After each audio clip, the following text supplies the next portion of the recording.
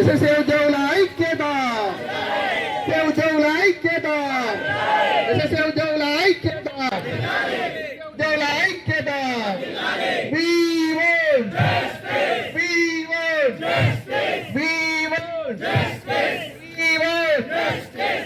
చనిపోయిన ఎస్ఎస్ఏ ఉద్యోగులకు వెంటనే,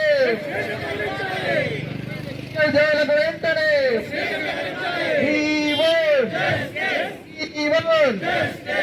ఉద్యోగుల ఐక్యత, ఎస్ఎస్ఏ ఉద్యోగుల ఐక్యత, ఎస్ఎస్ఏ ఉద్యోగులను వెంటనే, ఎస్ఎస్ఏ ఉద్యోగులకు వెంటనే. మేము జగిత్యాల జిల్లా జేఏసీ నుండి ఈరోజు ఇక్కడికి రావడానికి గల ముఖ్య కారణం ఏంటంటే సార్, మన ముఖ్యమంత్రి గారు, గౌరవ ముఖ్యమంత్రి గారు అయినటువంటి రేవంత్ రెడ్డి సార్ గారు మేము ఇంతకుముందు గత సంవత్సరంలో ధర్నా 25 డేస్ 29 డేస్ దాకా ధర్నా చేసినప్పుడు మాకు సార్ గారు తన యొక్క అమూల్యమైనటువంటి సందేశాన్ని మాకు ఇవ్వడం జరిగింది. ఛాయ్ తాగేంత లోపల మీ యొక్క సమస్యను మేము పరిష్కరిస్తాం, దీనికి మీరు ఇంతగా బాధపడాల్సిన అవసరం లేదు, మన ప్రభుత్వం కనుక వచ్చినట్టయితే ఛాయ్ తాగేంత లోపల మీ సమస్య అంత చిన్న విషయమైనటువంటిది ఈ సమస్య. గత 10 సంవత్సరాలుగా మీరు ఇంత నిరీక్షిస్తున్నారు అనేటువంటి విషయాన్ని సారు మా అందరి ముందు మాట్లాడడం జరిగింది. గత 10 సంవత్సరాలుగా మేము విసిగిపోయి చితికిపోయి ఉన్నటువంటి మా యొక్క మనసులకి తన ఒక ఆశాజ్యోతిగా తన యొక్క సందేశాన్ని ఇవ్వడం వల్ల మళ్ళీ మేమందరము ఆరిపోయినటువంటి మొక్కకు చిగురును అందించినటువంటి మాటలు తను చెప్పడం జరిగింది సార్. సారు గారి మాటల మేరకే మా ప్రభుత్వం గనక వస్తే మిమ్మల్ని ఒక నెల రోజులలోనే రెగ్యులరైజ్ చేస్తాము, విద్యాశాఖలో విలీనం చేస్తాము, మిమ్మల్ని రెగ్యులరైజ్ చేస్తాము అన్న సారు మాటలను దృష్టిలో ఉంచుకొని మేము ఇన్ని రోజులుగా ఎదురు చూస్తూ ఉన్నాం సార్. సార్ నుండి ఎప్పుడు మాకు ఆ వార్త వస్తుందా అని ఆశతో ఎదురు చూస్తున్నాము.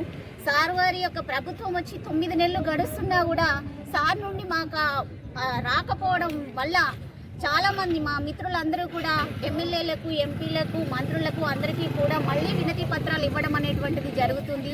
కానీ వాళ్ళు గత ప్రభుత్వం వాళ్ళు చెప్పిన విధంగానే సార్ గారి దృష్టిలో ఉంది, మీ సమస్య మా దృష్టిలో ఉంది, సార్ దృష్టికి మేము తీసుకెళ్తున్నాం అని వాళ్ళు మాట్లాడినట్టుగానే వీళ్ళు మాట్లాడుతున్నారు తప్ప మన ముఖ్యమంత్రి గారు అయినటువంటి రేవంత్ రెడ్డి సార్ మా గురించి సొంతగా తన నోటి నుండి ఒక మాట వస్తుందేమో అని ఎదురు చూస్తున్నాం సార్. సార్ మాట కోసం మేము నిరీక్షిస్తున్నాము.